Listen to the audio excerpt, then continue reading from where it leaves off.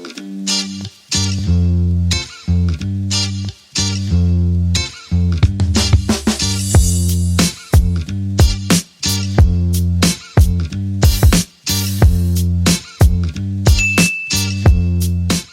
guys, welcome back to my channel. Today we're going to be doing a sort of part 2 video to the one I did last Monday, which was the cheap travel guide, where I talked about how I find cheap flights, cheap accommodation, cheap activities and all of that, and how I save money when I travel. Obviously, because we can't travel currently, I wanted to do all these videos where I give travel advice, travel hacks, travel tips and all of my travel knowledge, kind of do a knowledge dump. I think there's going to be 3 or 4 more after this one, depending on what I figure out, but I've got quite a lot I want to put out there. In today's video, we're going to be talking about travel hacks and travel tips that I've kind of accumulated and learned over the last like 3-4 years. There's no format or like sectioning of this video like my last video. Shameless plug, if you did see last video about travel, go and watch it. It was a hoot to film. It was one of my favourite, most concise videos I've done, so definitely go check that out. But we're going to swiftly move on and try and keep it as concise as possible, because we like to keep these knowledge bursts quick and simple. Portable chargers.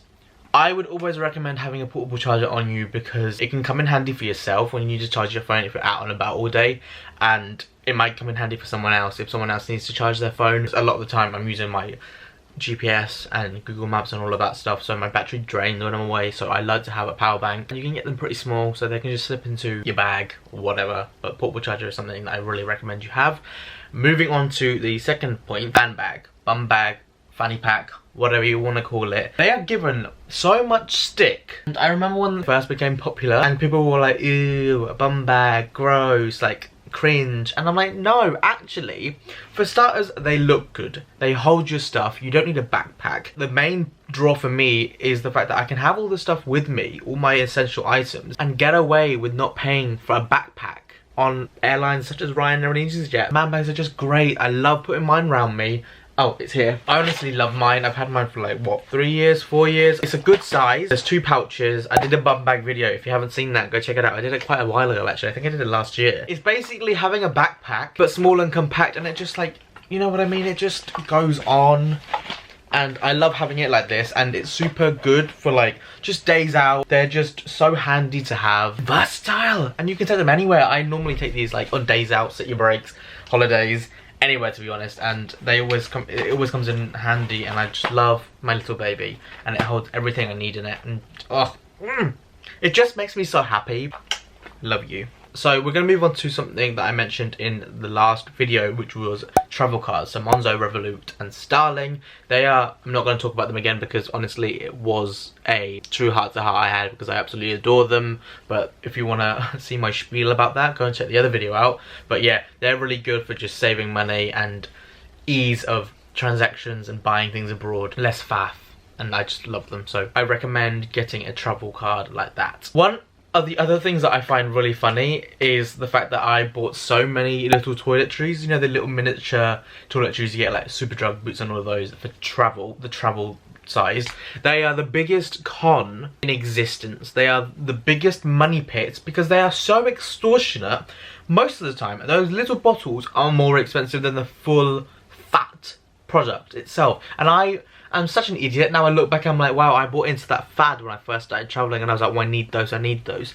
I recommend just buying travel size toiletries, the 100ml ones. You can get them on Amazon, and I got mine from Boots.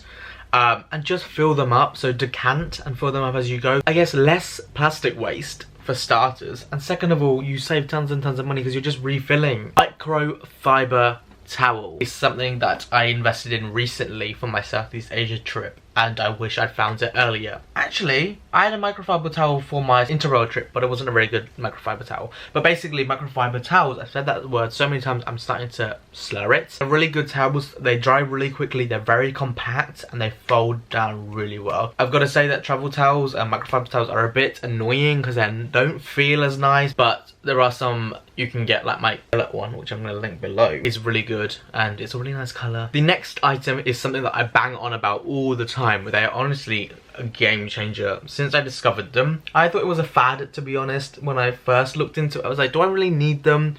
But the Humble Packing Cube does honestly pack up into cubes and saves a lot of space, especially when you're tight on space. carry-on luggage. They pat down and squeeze down really well. And I found that having them in like EasyJet and Ryanair carry-ons really helps me compartmentalize and organize my stuff, but also cram as much in as possible. And they genuinely are worth the investment. So I'm going to link my ones down below. I paid like £15 for mine and they're really good. They're just basic ones, but they do the job. And it doesn't cost an arm and a leg, and they're a good investment to have. Next up is something I only recently started doing over the last year, is taking my reusable water bottle. I said that really weirdly. So what I do is I attach it to my man bag. I kind of just like clip it on here and it dangles, and I find that it's just a smart move to do. Pay like 15 quid for a good reusable water bottle. Mine's a Chili's one. You save money at airports. You can take them through the airport, obviously empty, and then fill them up after you get to the other side. Then you have to buy water bottles, and then you save money abroad, and you save plastic abroad because you can just refill. And I find that Europe water is a lot nicer. So always take a reusable water bottle. Good for the planet and good for your wallet. So something that I recently have found is to have physical cash on you all the time, even if it's not a lot.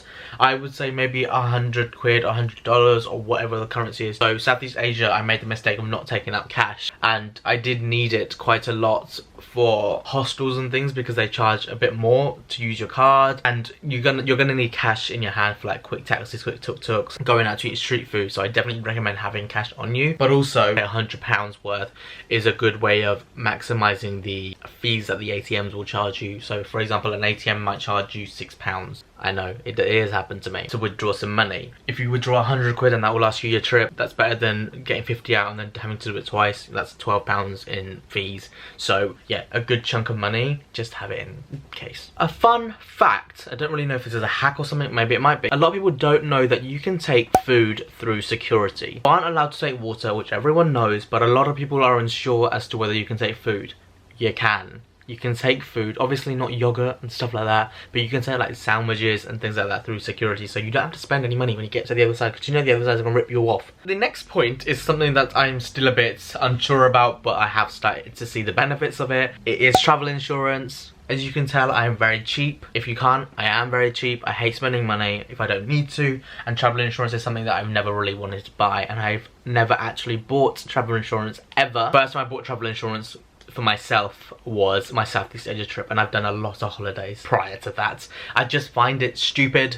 Like, I've always thought of it as necessary cost, but I'm so glad I now buy travel insurance, because obviously I have my equipment with me. I have my camera, I have my laptop, and I have all of that stuff, and it's expensive to lug around, so travel insurance is really key there. But travel insurance is something that I really recommend. Even if you don't want to spend money, just do it, because you might need it, and you never know if you're going to need it. And 2020 might be the prime example of that. Another tip I would pass on would be to think about where you're going, how long you're going for, and then use that to determine whether you need your toiletries or your toothpaste and all of that stuff. Because if you're going for a long time somewhere, you can just buy it out there when you're there.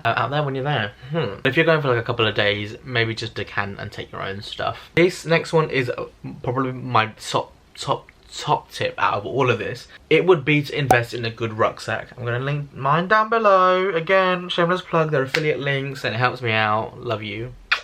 And a good carry-on. My carry-on is in my cupboard. I'm gonna pop a picture up there. I'm gonna show you what mine is. But this is the one I've been using for Ryanair, and it's kind of universal. You can use it for, not Ryanair, EasyJet. It's the EasyJet cabin-sized thing and the Ryanair cabin-sized thing. It's done me very well. I've loved it. I've used it since 2018. Since my first solo Amsterdam trip I did, that's when I used this bag. But it's a really good bag. It's sturdy. It's hard shelled on the outside, but you fit quite a lot in. So it maximizes the space you're allowed for your carry-on, basically. There's that one, and then there was my rucksack. So yeah, invest in a good piece of luggage or a backpack, because obviously if you invest in something cheap, it's more likely to fall apart and then you have to buy another one. So just invest in something in the first place for the long run. For example, that Osprey rucksack I took to Southeast Asia was 100 quid, and Rochelle cried when he had to make that purchase, but I'm so glad I did, because it is a very good backpack. And now I've learned to invest and make it last longer, rather than buy cheap and then not last and then get annoyed and then have to buy another one and then that break again, and save that hassle and buy a good quality piece of equipment in the first place. A lot of this advice comes from me because Rochelle has made all these mistakes, and has learned from it. So if you can avoid that mistake, then great. Something that a lot of people don't know about, this one I genuinely don't think a lot of people know about, is having a dirty laundry bag in your bag. So I just take like this random tote bag I have, and every time I go on holiday I just have that bag where I put my dirty underwear, gross, dirty socks, gross, and just put it in my bag, wrap it up, and then that bag gets washed when I'm away, or it gets washed when I come back. So it's just a good way of separating your clothes, your clean clothes from your dirty clothes, and stops the scent seeping in. And I just think it's more hygienic, you know, instead of just throwing your dirty stuff in your bag. Which brings me on to the next point. Have a tote bag for shopping. Don't use the same one that you use for your dirty laundry, because that is gross, but have a separate tote bag for shopping. I try and take a little tote bag with me everywhere I go, which also fits into my bum bag. So it's great for shopping at supermarkets and stuff like that. So you're saving plastic again. A lot of my choices are around saving money and saving resources and saving the environment, because we love the planet. I love you, Mother Earth. I believe I've covered everything on that little piece of paper. I banged on about my bum bag this whole video, and I'm sorry, but I love my bum bag. I absolutely adore it. I have two. I have my Beyonce bum bag and I have that Nice bum bag. Nice bum bag, and I'm gonna buy another one because I love bum bags. And if you can't tell how much I love my bum bag, watch my what's in my bum bag video, because I do love my bum bag. Anyway, that is it for this video. I hope you have enjoyed it, and I hope you have found it useful, because I wish I had these tips and didn't make these mistakes in the first place. If you have enjoyed the video, please leave a like and don't forget to subscribe. My Instagram and my other social medias are linked down below, and other links to products I have mentioned below. They are all affiliate links, so I earn a little bit of kickback. It doesn't charge you anymore. I just earn a commission off it. So if you do decide to buy things, buy them through my link. It helps me out, and I appreciate it. Yeah, I shall see you guys in my next video, which will be on Thursday, which will be a non-travel related video. Next week's Monday one will be a travel related video. I think the next travel related video, I've said about 3 times now, will be something to do with technology. I'm not entirely sure yet, but I think there's 2, 3 more coming. So yeah, stay tuned for that. Till then, take care, stay safe, and I shall see you very soon. Bye.